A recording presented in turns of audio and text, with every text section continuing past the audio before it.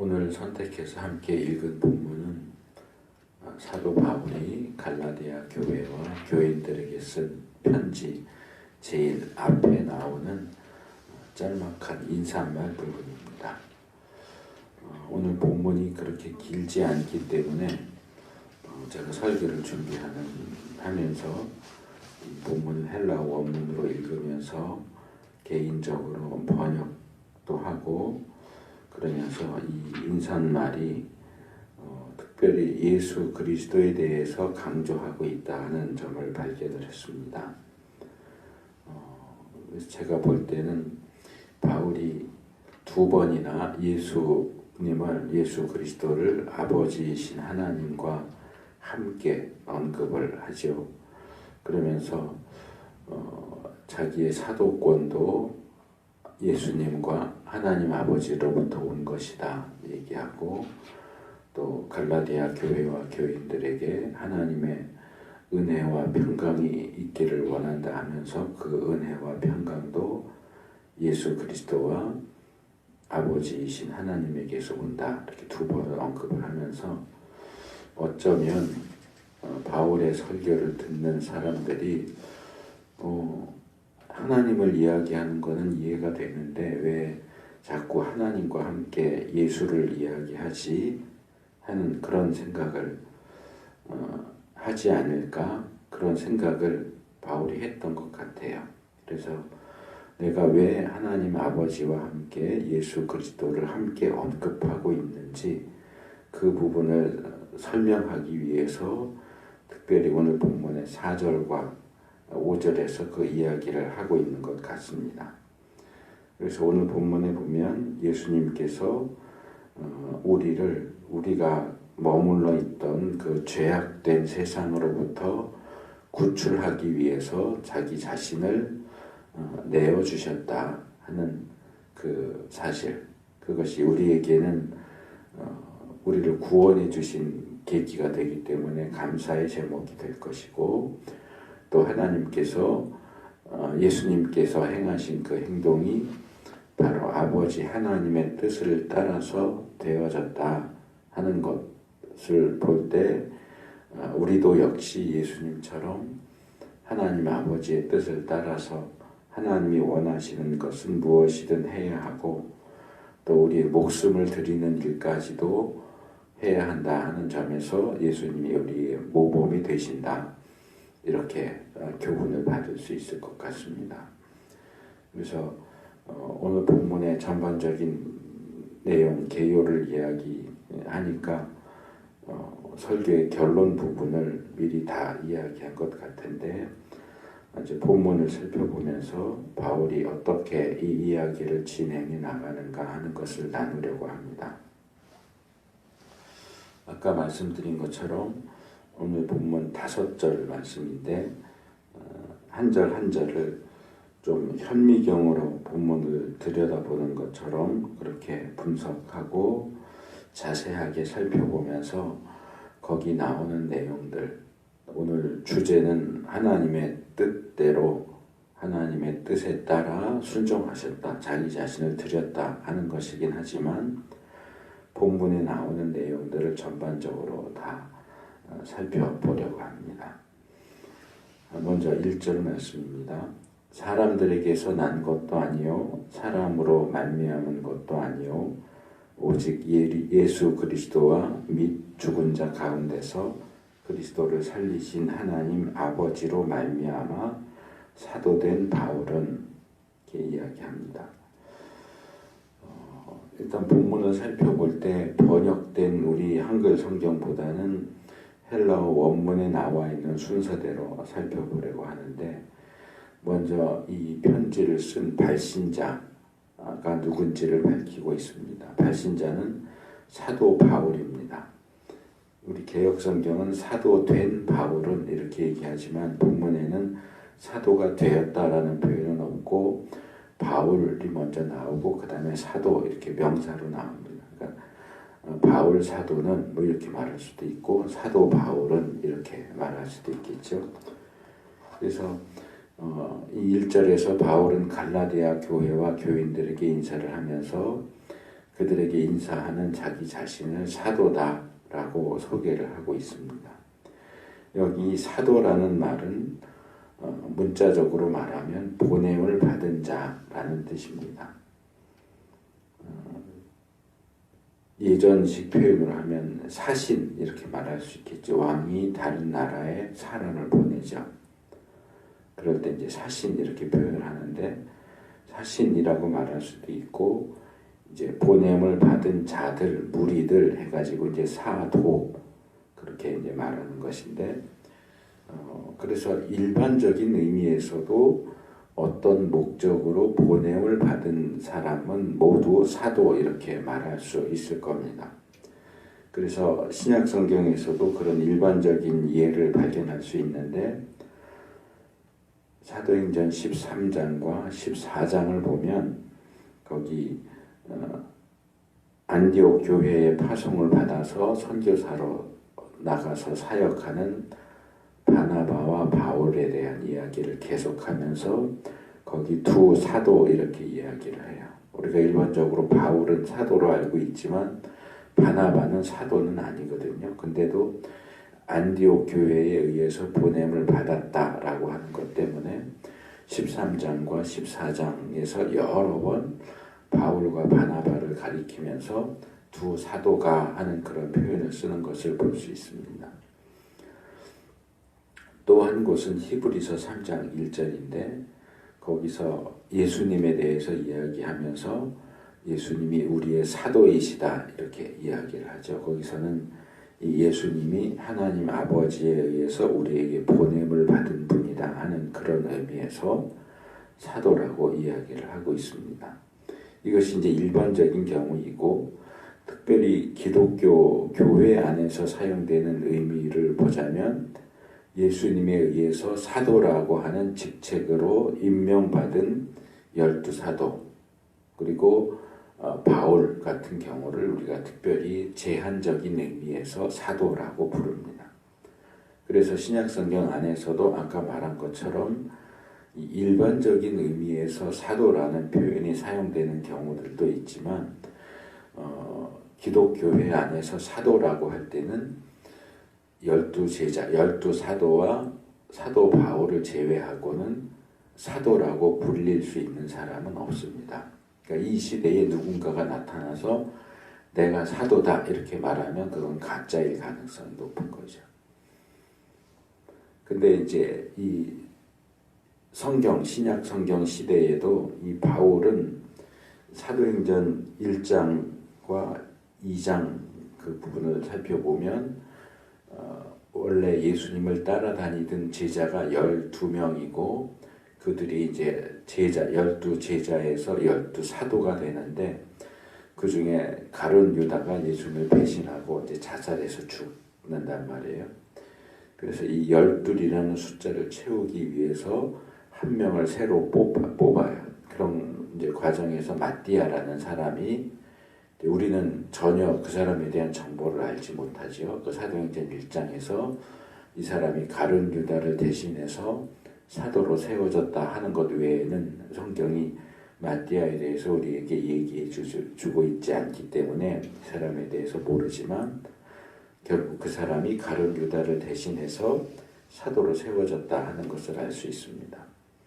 그런데 그 마띠아를 사도로 세우는 과정 속에서 누가 사도가 될 수 있느냐 하는 것에 대한 논의가 나오면서 예수님께서 공생애를 시작하실 때부터 예수님과 함께 했던 사람, 또 예수님이 돌아가실 때까지 함께하고 부활하신 것을 목격한 사람, 이것이 사도가 될 수 있는 조건으로 제시되고 있는 것을 볼 수 있습니다.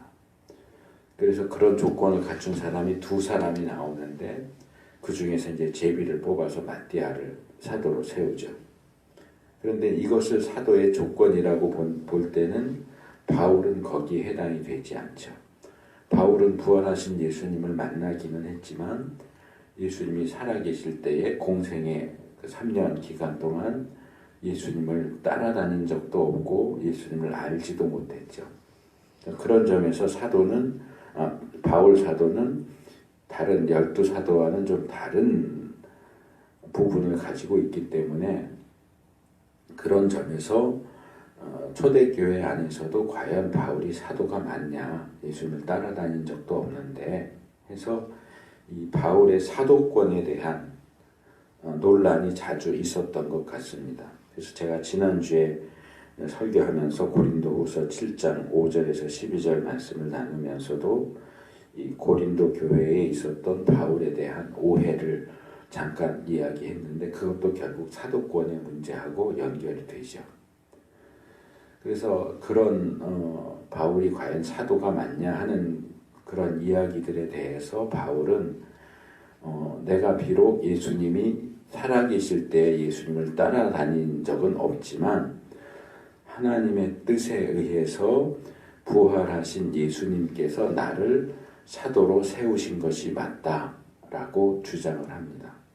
그래서 바울이 신약 성경의 거의 절반 정도 되는 책들을 쓰는데 서신서들 가운데 많은 부분이 바울이 쓴 편지인데 그 가운데 또 상당수가 이 이야기를 계속 반복하고 있는 것을 볼 수 있습니다. 내가 사도가 된 것은 하나님의 뜻에 의한 것이다. 예수님에 의해서 내가 사도가 되었다 하는 얘기를 대부분의 편지 이 앞부분에 로마서 1장 1절, 고린도전서 1장 1절, 고린도후서 1장 1절, 에베소서 1장 1절, 골로새서 1장 1절, 디모데전서 1장 1절, 디모데후서 1장 1절, 그리고 특별히 디도서 1장 1절에서 3절에서 보면 바울이 자기의 사도권을 강하게 주장하는 것을 볼 수 있고 오늘 우리가 읽은 이 갈라디아서의 경우도 마찬가지로 아주 강력하게 자신의 사도됨이 어디에 근원을 두고 있는가 하는 것을 두 가지 방향으로 제시하고 있는 것을 볼 수 있습니다. 그 가운데 첫 번째 것은 부정적인 내용인데요. 내가 가지고 있는 사도권이 무엇으로부터 오지 않았는가 하는 것을 다시 두 가지로 이야기를 합니다.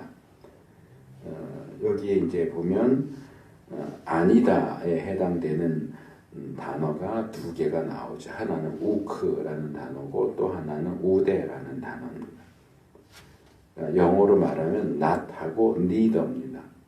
무엇이 아니고 무엇도 아니다. 그래서 우크 아판드로폰, 우크 아포 안드로폰 이렇게 되는 겁니다. 이거는 사람들로부터가 아니다. 나의 사도권은 사람들에게서부터 온 것이 아니다. 그 다음에 우데 비안드로프, 이것은 사람을 통해서도 아니다. 사람들로부터 온 것도 아니고 사람을 통해서 온 것도 아니다 라고 얘기합니다. 그래서 여기 사람으로부터 또는 사람을 통해서 라고 하는 이 두 개의 표현은 표현에 있어서 차이가 있기는 하지만 이야기하고 있는 것은 동일합니다. 바울의 사도직이 사람에 의해서 주어진 것이 아니다 하는 겁니다. 나 스스로나 또는 다른 누군가가 그럼 너 사도해 그래서 사도가 된 게 아니라는 겁니다. 바울의 사도권은 사람에게 근원을 두고 있지 않다 하는 것이 첫 번째 부분이고 그것이 아니라고 한다면 그것 대신 과연 어디에서부터 바울의 사도권이 주어졌겠느냐라고 할 때 역시 두 개의 표현으로 제시합니다. 여기 이제 디아라는 표현을 썼어요. 아까 이제 뒤에서 사람을 통하여 할 때 이제 디아인데 디아 예수 그리스도를 통하여. 그다음에 카이 데우 파트로스. 카이는 그리고고 데우 하나님 파트로스 아버지 하나님 예수 그리스도를 통하여 그리고 아버지 하나님을 통하여.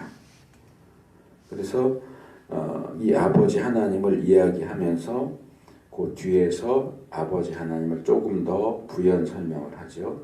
그게 뭐냐 하면 죽은 자들로부터 그를 일으키신 분이다.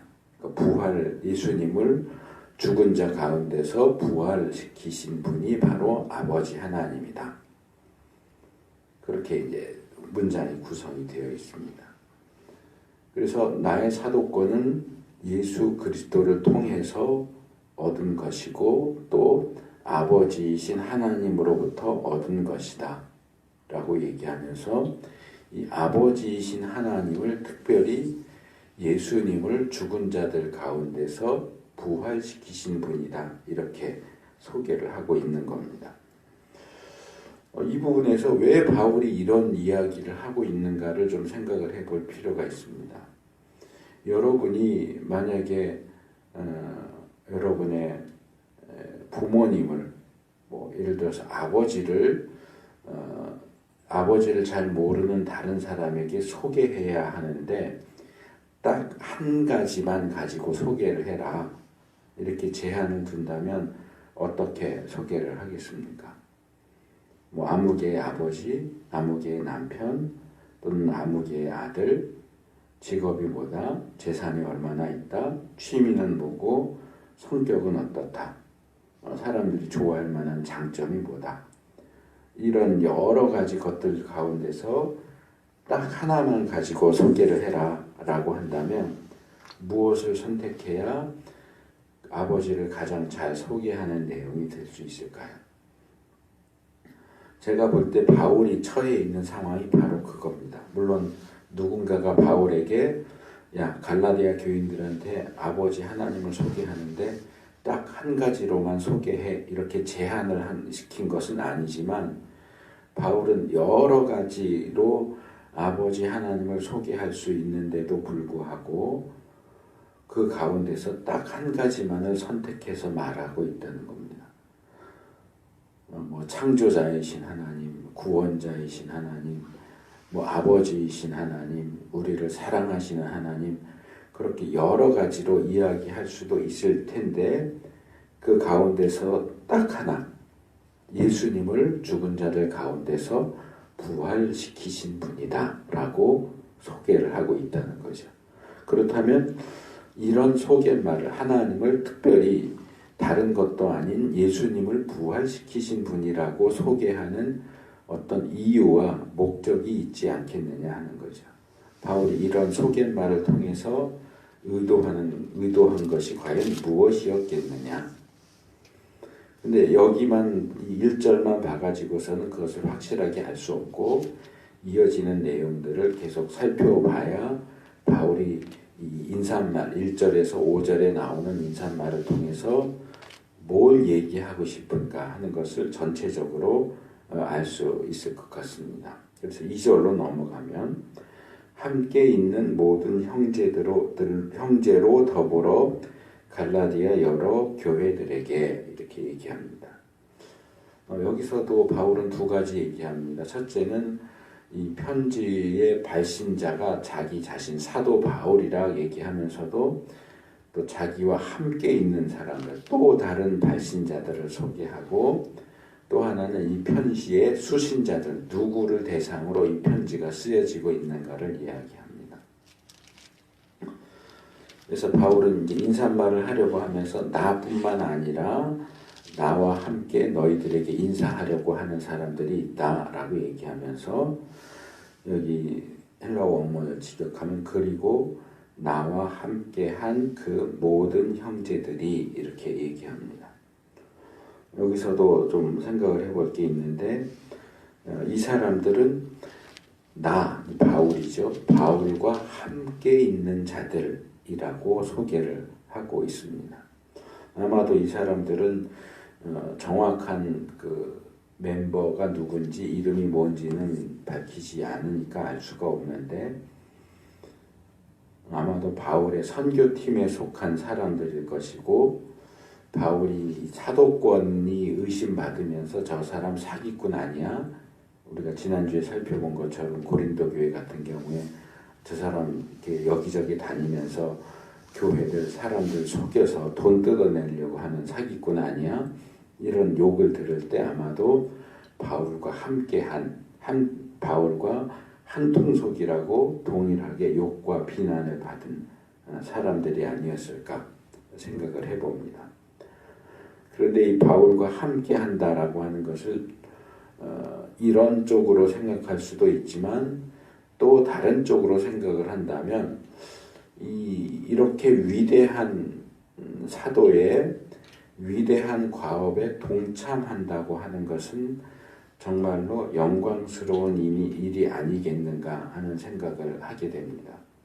제가 몇 번 이야기했던 것 같은데 전화기를 처음 발견한 사람이 벨입니다. 그것을 이제 상용화시킨 건 에디슨이지만 벨이라는 사람이 전화기를 제일 처음 발명을 했습니다. 1875년에 전화기를 만들고 시험 통화에 성공을 했습니다.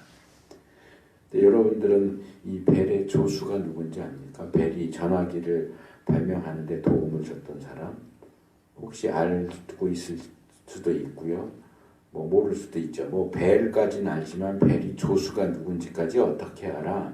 뭐 이럴 수도 있는데 뭐 많은 경우에 조금만 관심을 가지고 있다면 벨의 조수가 누군지를 알 수 있게 되어 있습니다. 알 수밖에 없도록 되어 있습니다. 왜냐하면 벨이 제 기억에는 아마 이제 2층인가 3층 있고 지하에 이제 조수 있으라고 그러고 유선으로 전화기 연결하고 처음으로 했던 시험 통화의 내용이 왓슨군 이리로 빨리 와보게 이거거든요.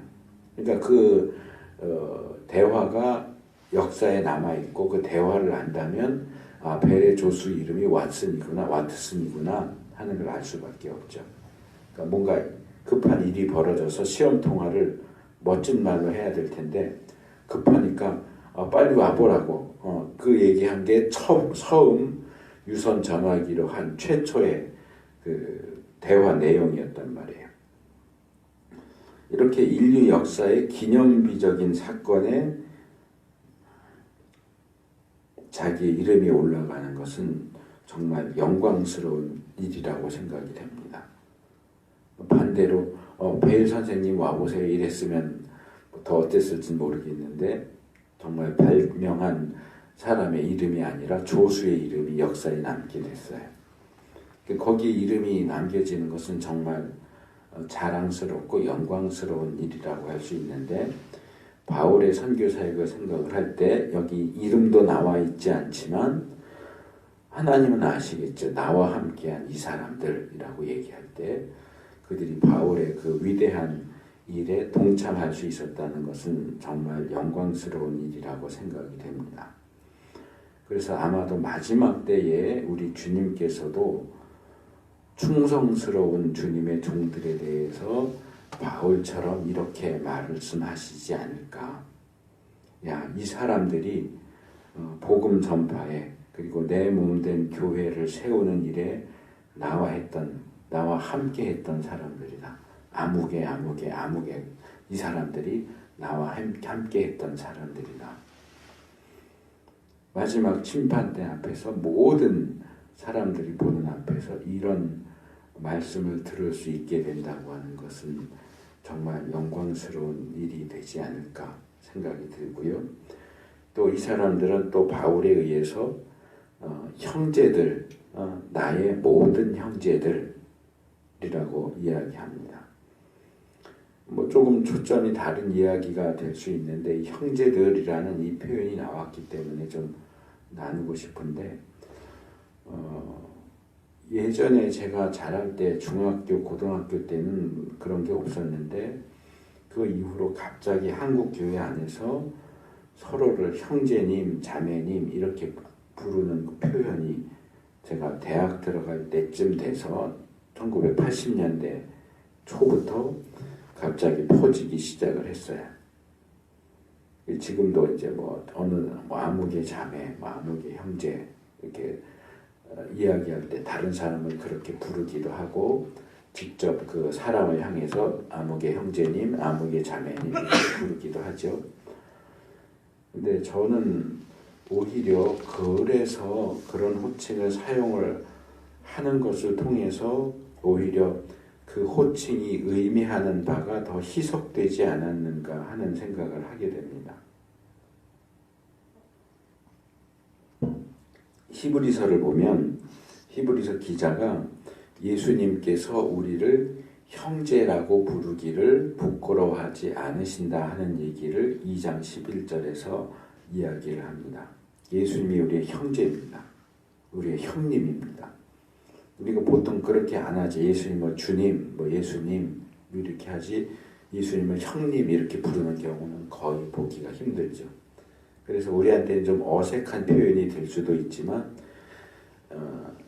지금 바뀐 찬송가 말고 예전 그 통일인가의 통합인가의 그 찬송가 우리가 지금 사용하고 있는 그 찬송가 426장 날 위하여 라는 찬송가에 보면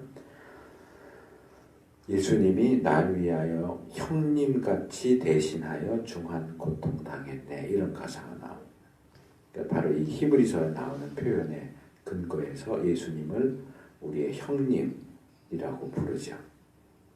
그래서 우리가 그냥 이제 교회 안에서 사용하는 호칭으로서의 형제, 자매 이게 아니고 진짜 우리의 큰 형 또는 큰 오빠 같은 예수님의 모습, 이 형제라고 하는 표현을 볼 때 예수님을 우리가 정말 우리의 큰 형이다, 큰 오빠다 그렇게 생각할 수 있어야 된다고 생각을 합니다.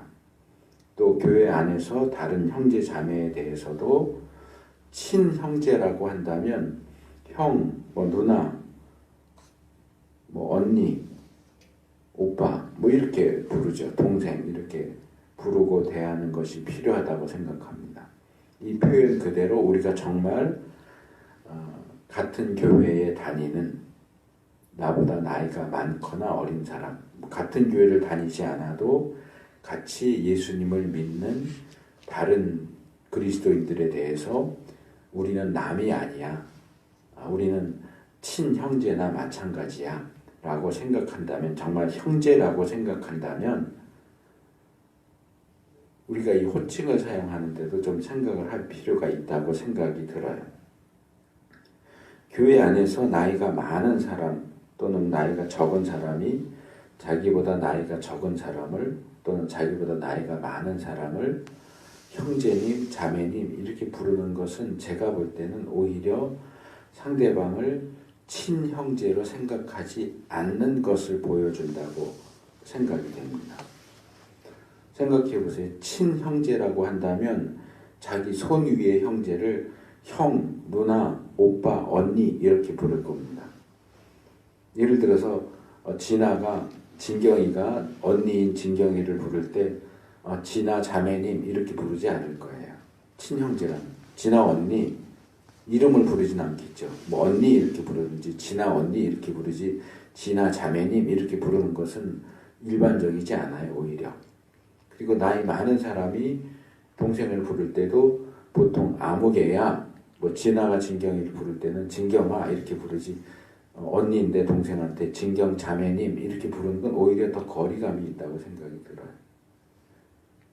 근데 이게 형제님 자매님이라는 용어가 교회 안에 들어오면서 나이가 어린 녀석이 나이가 많은 사람한테 아무개 형제님 이렇게 부른다고요. 저는 그 별로 기분이 안 좋아요. 나이가 많은 사람이 친형제라 그러면서 어린 사람한테 아무개 자매님 이렇게 불러요. 그건 오히려 친형제가 아닐 때 그러는 거예요. 친형제일 때는 윗사람한테는 언니, 오빠, 형, 누나 이렇게 부르고 동생 부를 때 그냥 이름 부르죠. 아무개야 이렇게 부르죠.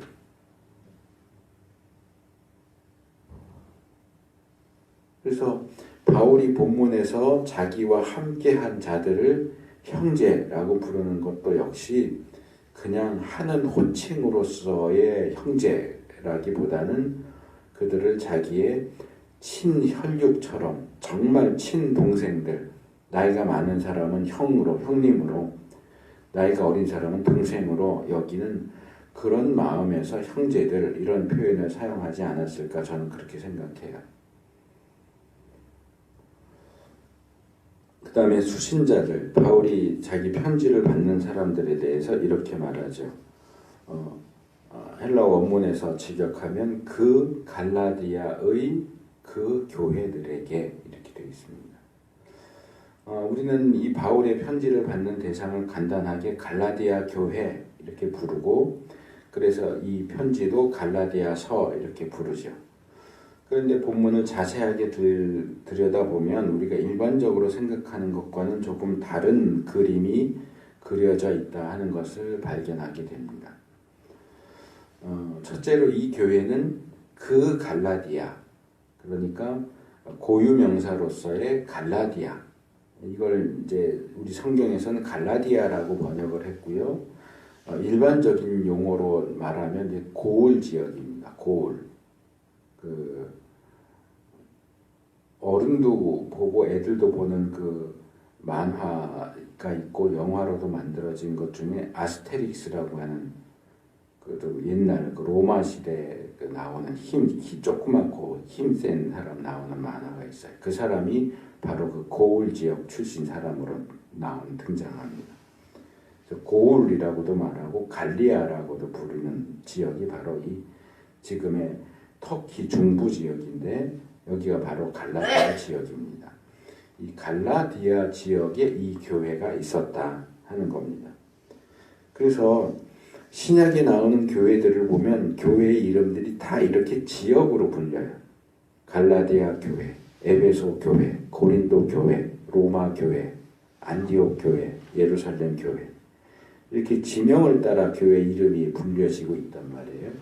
그러다 보니까 어떤 사람들은 그런 사실에 근거해서 교회의 이름은 지명을 따라 지어야 그게 성경적이다 라고 주장하는 사람들이 있어요. 특별히 이 워치만 리의 제자인 위트리스 리가 주도하는 지방교회가 그렇습니다. 그래서 이제 이단이라고 하는 사람들도 있고 이단 정도는 아니다라고 하는 사람들도 있지만, 그들의 그 집단을 지방교회라고 이름을 붙이는 이유가 바로 그겁니다. 각 교회의 이름은 그 교회가 속해 있는 지방의 이름으로 불려야 한다. 그래서 서울에 있으면 서울교회, 부산에 있으면 부산교회, 김포에 있으면 김포교회, 일산에 있으면 일산교회, 이런 식으로 교회 이름을 붙여야 된다라고 주장을 하고, 이 지방교회에 속하지 않은 몇몇 분들도 제가 아는 분들 가운데는 그런 주장을 해요. 교회 이름이 그게 뭐냐? 지명을 붙여야지 라고 이야기하는데, 그런 주장은 사실은 성경적인 주장이 아닙니다. 왜냐하면 우리 개역성경은 이 부분을 제가 아까 직역을 했지만 이 부분을 여러 교회들이라고 번역을 했어요. 좀 아쉬운 번역이에요. 왜냐하면 헬라어 원문에는 여러에 해당되는 단어가 나오지 않고 그냥 그 교회들이에요. 이 교회들이 복수형으로 사용돼서 그 갈라디아의 그 교회들 이렇게 돼 있지, 그 갈라디아의 여러 교회들 이렇게 돼 있지는 않거든요. 근데 어쨌든 바울은 여기서 갈라디아에 있는 그 교회, 갈라디아 교회가 아니고 갈라디아에 있는 그 교회들, 복수로서의 교회들을 언급하고 있다고 하는 겁니다. 갈라디아 지역에 교회가 하나만 있었던 게 아니라는 얘기입니다. 여러 교회들이 있었어요. 위에서 주장한 소개한 주장대로 한다면 갈라디아 지역에 있는 여러 교회들 가운데 어느 교회가 갈라디아 교회입니까? 갈라디아 교회라는 이름을 붙일 수 있는 교회는 그 중에 딱 하나밖에 없을 텐데 어느 교회를 갈라디아 교회라고 불러야 될까요? 건물이 제일 큰 교회일까요? 아니면 신자가 가장 많이 모이는 교회일까요? 아니면 갈라디아 지역에서 제일 먼저 지어진 교회가 갈라디아 교회일까요? 그럼 나머지는 어떻게 이름을 붙여야 될까요? 바울은 갈라디아에 있는 하나의 교회가 아니고 단순히 그냥 갈라디아 지역에 있는 여러 개의 교회들에게 지금 편지를 쓰고 있다고 하는 겁니다. 그래서 그런 점들을 감안한다면 교회 이름은 당연히 지역명을 붙여서 이름을 붙여야지 라고 주장하는 것은 결코 성경적인 주장이 아닙니다. 물론 성경대로 합시다 하는 것은 좋아요. 성경대로 해야죠. 근데 성경대로 하자고 하면서 성경이 말하는 대로 하는 게 아니고 내가 성경을 이해한 대로 해야 된다. 성경을 잘못 읽어놓고 그 잘못 읽은 내가 이해한 방식대로 이렇게 해야만 성경적이야 라고 주장한다면 그것은 잘못된 것이고 교만한 거죠. 그래서 뭔가를 주장하려고 한다면 내가 주장하려고 하는 그 내용이 과연 성경을 올바로 읽고 올바로 이해한 것에 근거한 것인가를 점검하고서 말해야 돼요. 그냥 아무 생각 없이 읽어놓고 그 생각이 절대적인 것처럼 주장하고 자기 생각에 동의하지 않으면 잘못됐다. 그렇게 주장하는 것은 옳지 않습니다. 내가 성경을 올바로 읽었는가, 올바로 이해했는가를 생각하는 것이 필요합니다. 3절로 넘어가면 우리 하나님 아버지와 주 예수 그리스도로조차 은혜와 평강이 있기를 원하노라 그랬습니다.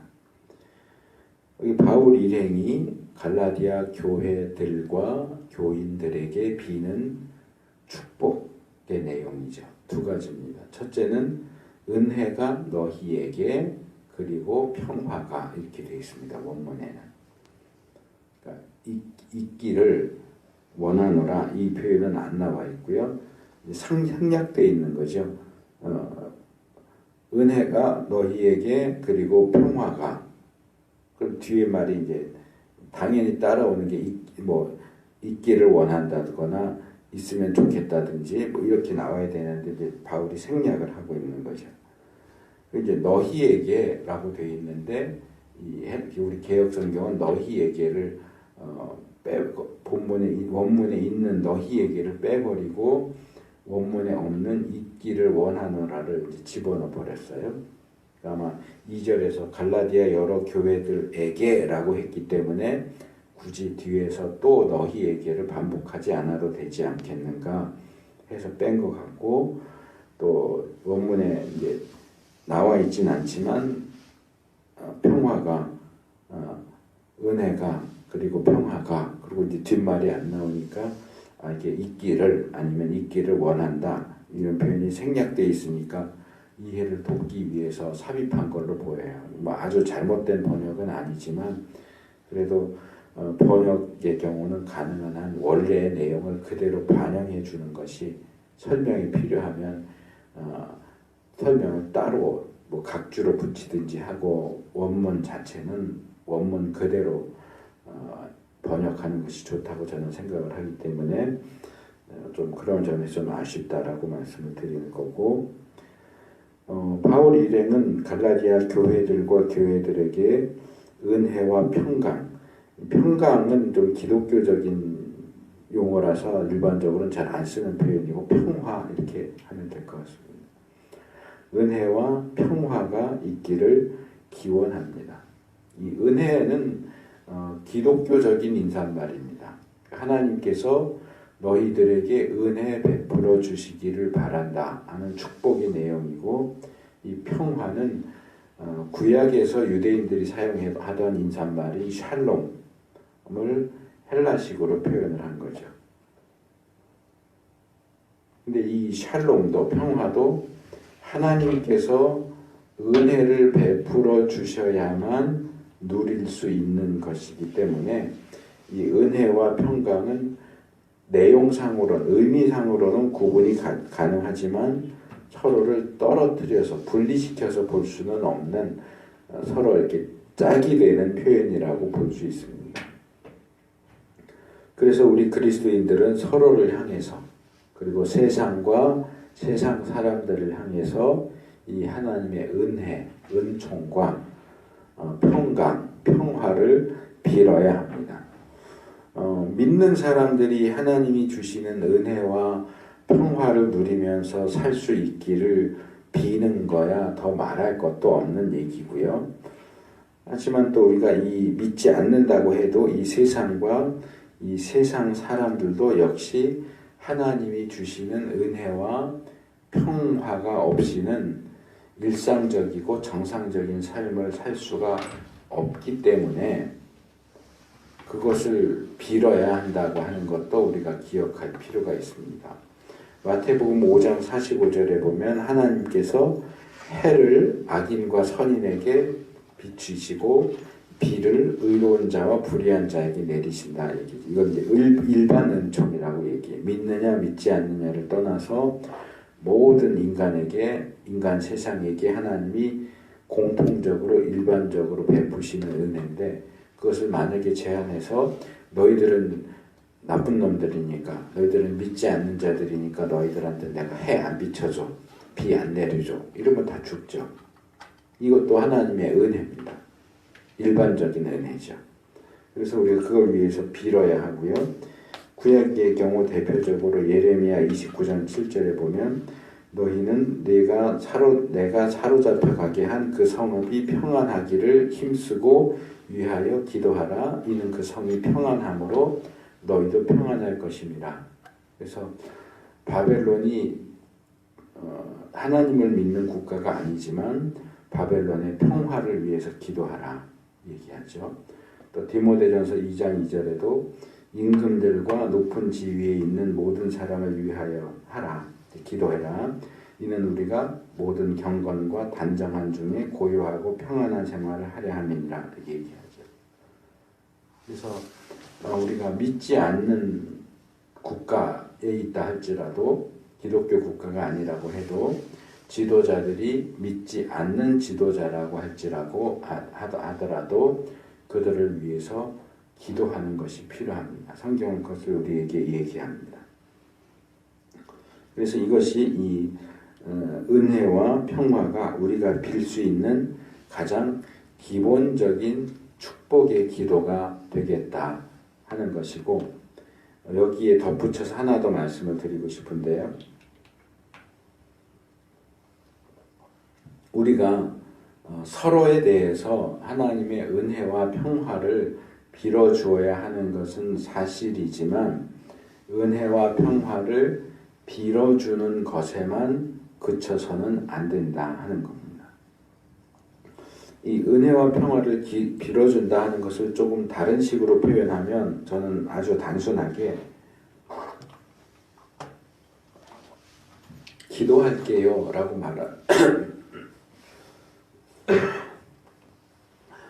말하는 것과 비슷하다고 생각을 합니다. 우리가 많이 쓰는 표현이죠. 기도할게요.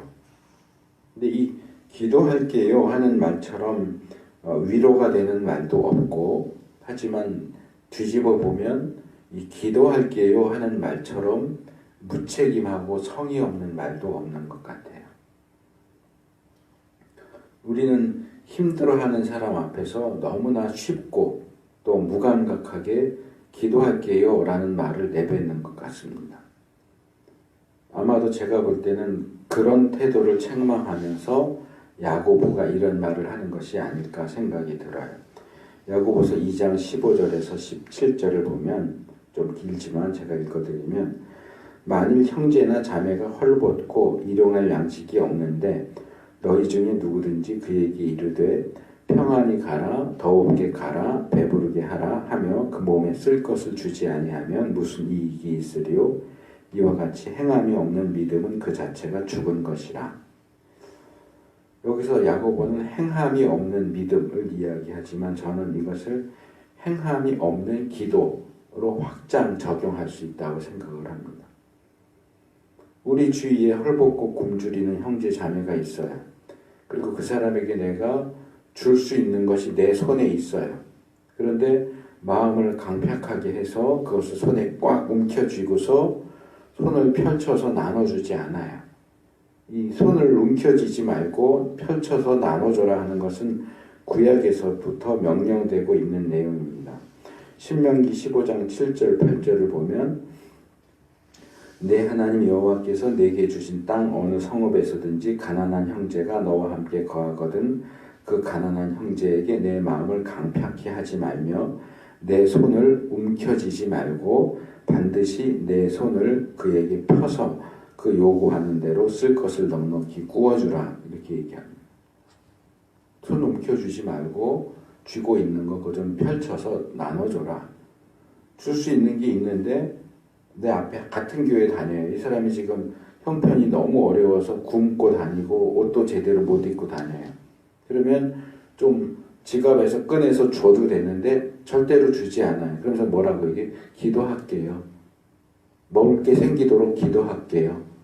형편이 나아져서 옷 좀 괜찮은 거 입을 수 있도록 기도할게요.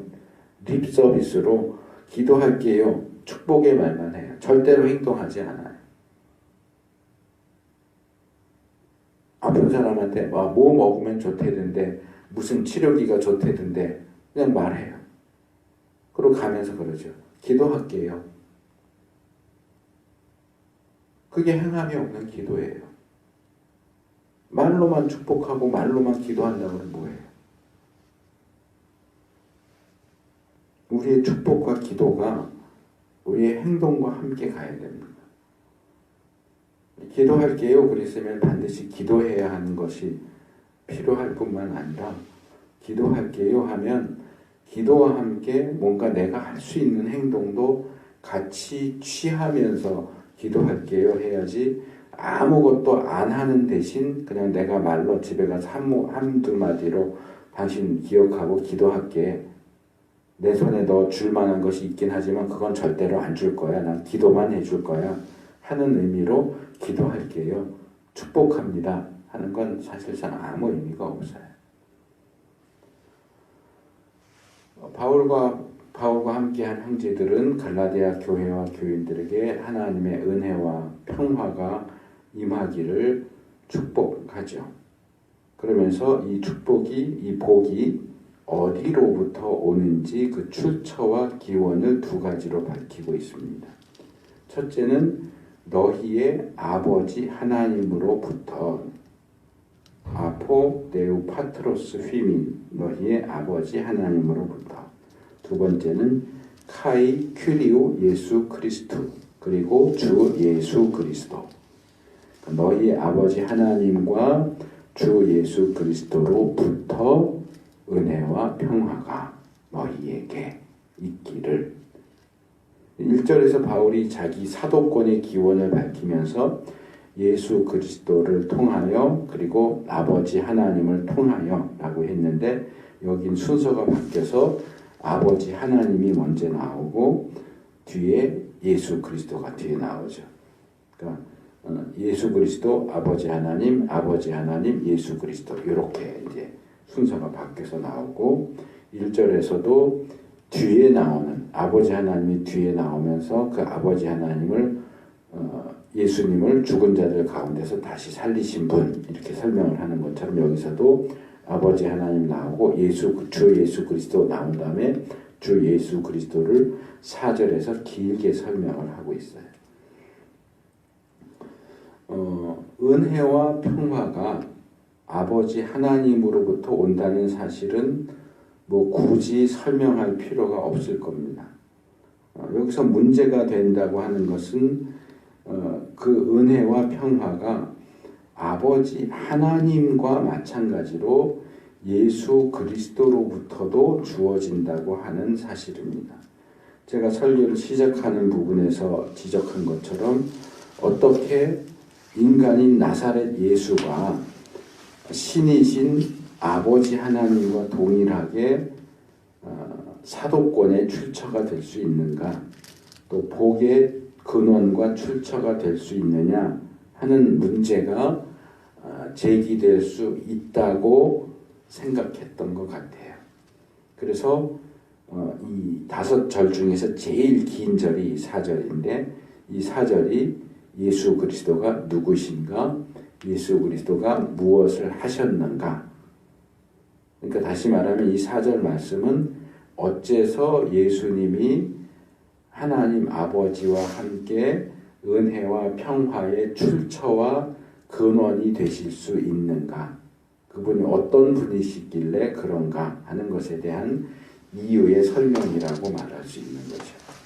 4절 그리스도께서 하나님 곧 우리 아버지의 뜻을 따라 이 악한 세대에서 우리를 건지시려고 우리 죄를 위하여 자기 몸을 들이셨으니 그랬습니다. 이 4절은 3개 상반절, 중반절, 하반절로 나눠지는데 이 상반절은 예수님이 무슨 행동을 하셨는지를 제시합니다. 우리 개역 성경의 번역은 이 언어의 특성상 헬라어 원문과는 반대의 순서로 되어 있습니다. 그러니까 우리 개역 성경에는 자기 몸을 들이셨으니가 제일 끝에 나와 있지만 헬라어 원문에는 그게 제일 먼저 나와 있어요. 그래서 그분은 그 자신을 자기 자신을 주신 분이다. 우리의 그 죄들을 위해서 이렇게 되어 있습니다. 그래서 그 예수 그리스도는 무엇보다도 그 자신을 우리 개역 성경은 자기 몸이라고 되어 있는데 몸이 아니고 자기 자신이에요. 자기 자신을 내어 주셨다. 여기도 이제 개역이 들이셨다 그랬는데 여기 있는 건 이제 그냥 디도미라는 단어인데 내어주다, 넘겨준다 그런 뜻이에요. 그러니까 내어줬다라고 할 때는 누구한테 내어줬는지가 나오지 않아요. 하나님에게 내준 건지 마귀에게 내준 건지 우리에게 내줬는지가 나오지 않는데 이걸 개역처럼 들이셨으니라고 번역하면 들이신 대상 하나님밖에 없지 이렇게 딱 한정이 되는데 바울은 그렇게 한정지어서 말하지 않고 그분은 자기 자신을 내어주신 분. 왜? 우리의 그 죄들을 위해서 내어주셨다. 이렇게 얘기합니다. 우리의 죄의 문제를 해결하기 위해서 자기 자신을 제공해 주셨다. 그것이 예수님이 하나님과 마찬가지로 은혜와 평화의 근원이 되실 수 있는 가장 근원적인 행동이다. 자기 자신을 내어주셨다. 중반절로 넘어오면 우리의 그 죄들을 위하여 라고 하는 내용이 좀 더 구체적으로 설명이 되죠. 역시 두 가지로 설명이 되는데 그래서 그것을 통해서 우리를 구출하려고 이렇게 돼 있고 우리가 있었던 악한 그 시대로부터 이렇게 되어 있습니다. 그래서 우선적으로 우리의 구출이 우선적인 목적이라는 것, 그리고 우리의 구출은 우리가 몸담고 있었던 그 악한 시대, 세대 또는 세상으로부터의 구출이다 하는 것이 지시되고 있습니다. 그래서 예수님께서는 우리가 우리의 죄들에 묶여서 노예로 살고 있던 이 죄악된 세상으로부터 우리를 구출하기 위해서 이 구출이라는 표현이 우리가 일반적으로 사용하는 구원이라는 표현보다 더 실감이 나기도 하고 여기에 사용된 원어 표현이 엑사레이오라고 하는 단어인데 이게 우리가 일반적으로 사용하는 구원한다, 소조라는 단어랑 다른 단어예요. 이 엑사레이오는 뜯어낸다, 잡아 뺀다, 구출한다 그런 뜻이에요. 이게 더 적합한 표현 같아요. 우리를 구출하기 위해서. 그 구출을 하기 위한 수단으로서 자기 자신을 제공하신 거죠.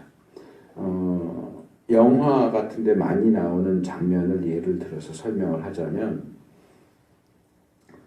우리가 소수인데 다수의 적들 한가운데 포위되어 있어요. 자칫 잘못하면 다 몰살당할 상황인데 예수님이 우리 가운데 확 뛰어 들어오셔서 야 내가 혼자 막고 있을 테니까 그동안 너희들은 빨리 피해. 우리를 구출해내신 거예요. 예수님 자신을 희생하면서 자기는 그 다수의 적들을 막고 싸우면서 우리가 피할 시간을 벌어줘요. 그래서 우리가 다 살아난 거예요. 우리를 구출하기 위해서 예수님이 자기 자신을 희생시키신 거죠. 그럼 왜 예수님이 그렇게 하셨느냐? 하반절이 그렇게 하신 이유를 제시하죠. 그것은 하나님 그리고 우리 아버지의 그 뜻을 따라서 그렇게 하신 것이다.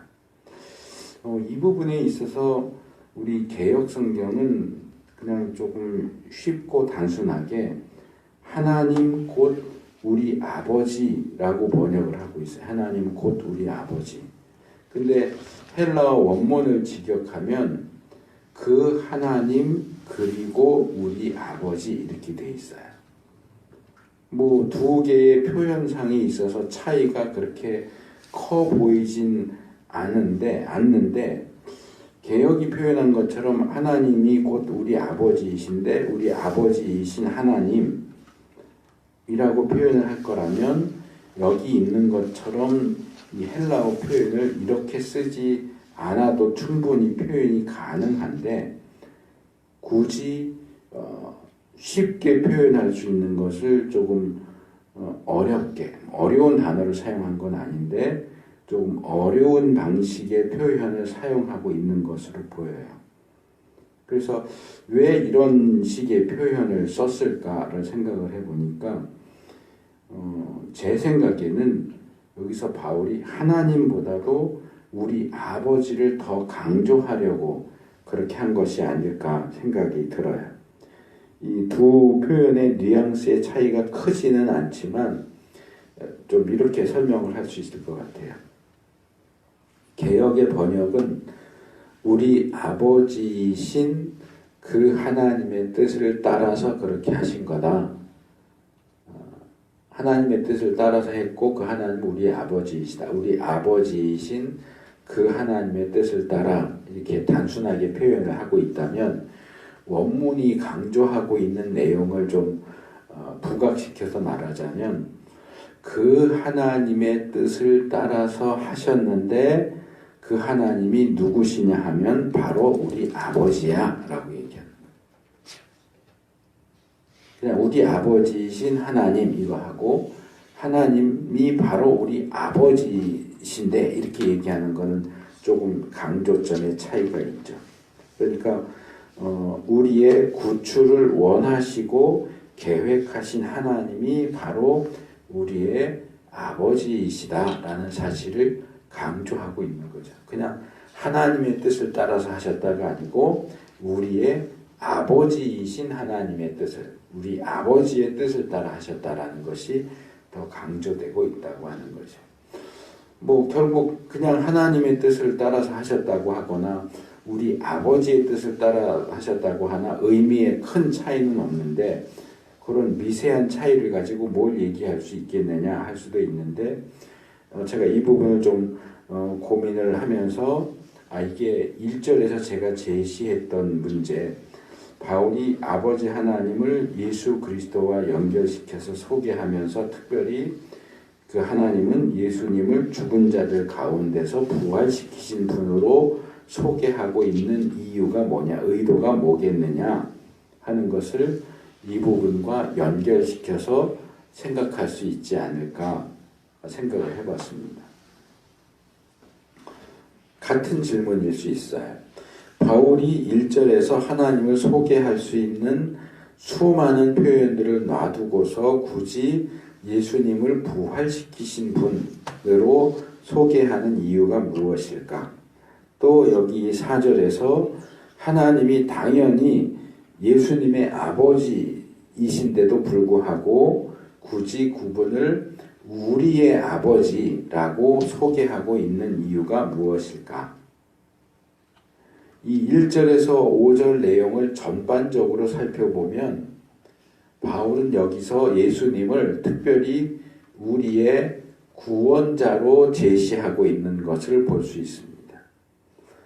예수님이 우리의 구원자이시기 때문에 우리를 구원하기 위해서 우리의 아버지이신 하나님의 뜻을 따라 자기 자신을 내어주셨기 때문에 그분이 바울에게 사도권을 줄 수 있는 그 권위도 가지게 되셨을 뿐만 아니라 하나님을 믿는 백성들에게 은혜와 평화를 줄 수 있는 복의 근원도 되실 수 있다. 그렇게 이야기하고 있는 거죠. 그렇게 사도권의 근원이 되고 복의 근원이 되는 그 모든 것의 근원이 되는 예수님의 행동이 뭐냐?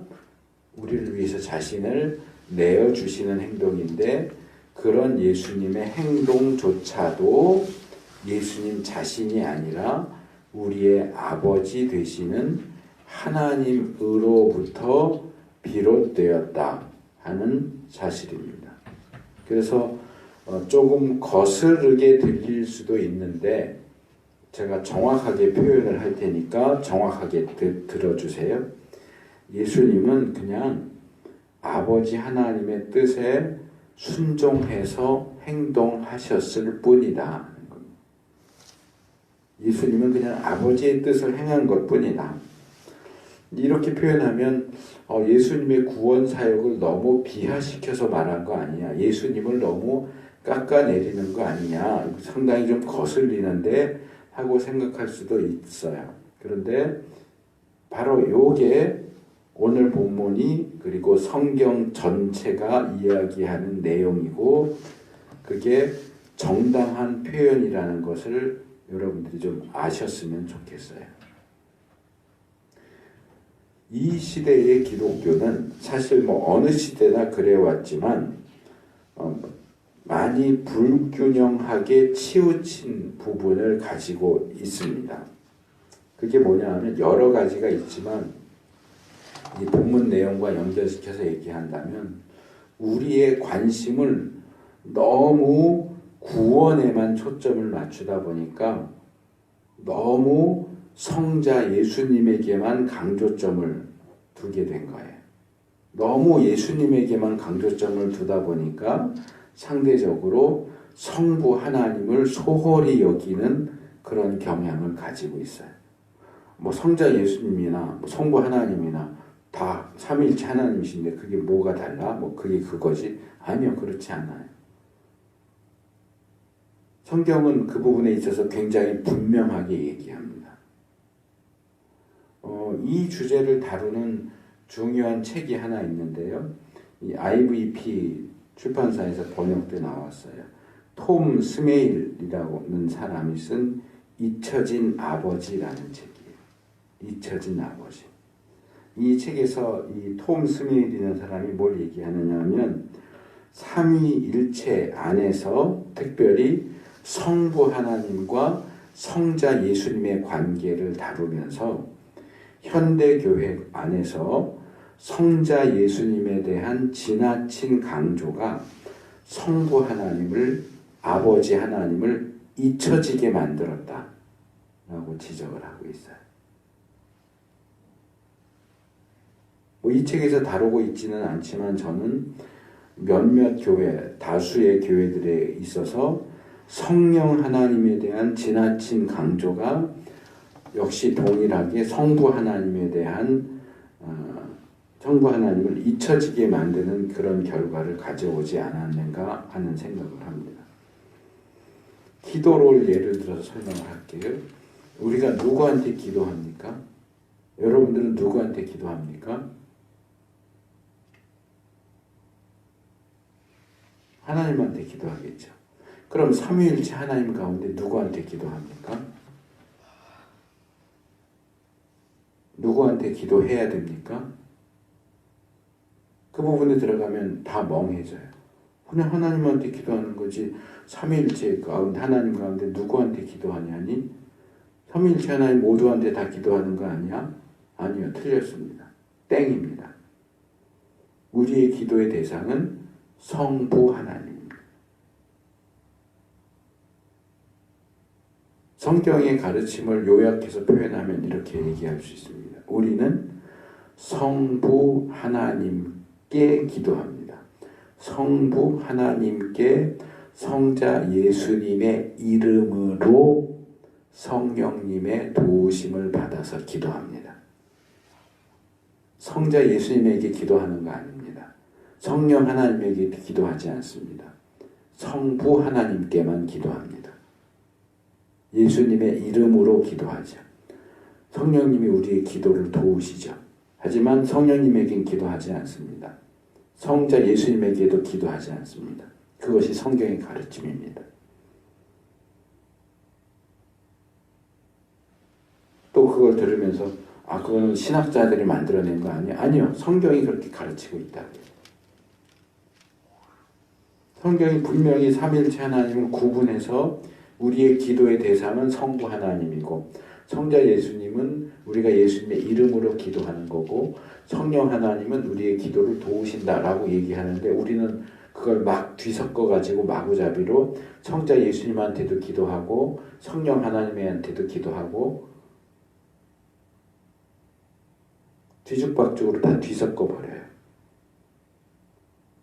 이 시대는 성령 시대니까 그래서 성령 하나님을 너무 강조하다 보니까 성도 하나님은 저 뒷방 늙은이가 돼버렸어요.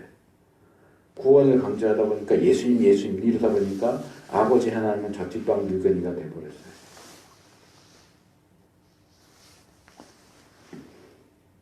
성경이 분명히 얘기하는 것을 제가 소개합니다. 성령님의 역사는, 성령님의 일하심은 늘 성자 예수님을 향하고 있습니다. 성령님은 자신의 영광을 구하지 않아요. 늘 성자 예수님의 영광을 구합니다. 두 구절을 소개할게요. 요한복음 14장 26절 보혜사 곧 아버지께서 내 이름으로 보내실 성령 그가 너희에게 모든 것을 가르치시고 내가 너희에게 말한 모든 것을 생각나게 하시리라. 15장 26절 내가 아버지께로서 너희에게 보낼 보혜사 곧 아버지께로서 나오시는 진리의 성령이 오실 때에 그가 나를 증거하실 것이요. 한 절 더 있네요. 16장 13절 그러하나 진리의 성령이 오시면 그가 너희를 모든 진리 가운데로 인도하시니 그가 자의로 자기 마음대로 말하지 않고 오직 듣는 것을 말하시며 장래일을 너희에게 알리시리라. 하나 또 있네요. 16장 14절 그가 내 영광을 나타내시리니 내 것을 가지고 너희에게 알리겠습니다. 성령님은 성자 예수님의 가르치심 안에서 일하세요. 성자 예수님에게서 들은 것만 얘기해요. 성자 예수님이 말씀하신 것을 기억나게 해요. 항상 성령님의 역사는 성자 예수님을 향하고 있어요. 그리고 성자 예수님의 사역은 늘 성부 하나님을 향하고 있어요. 요한복음 6장 38절 내가 하늘로서 내려온 것은 내 뜻을 행하려 함이 아니요 39절 나를 보내신 이의 뜻을 행하려 함이니라. 예수님은 이 땅에 오셔서 자신의 뜻을 행하지 않아요. 예수님을 보내신 성부 하나님의 뜻을 행해요.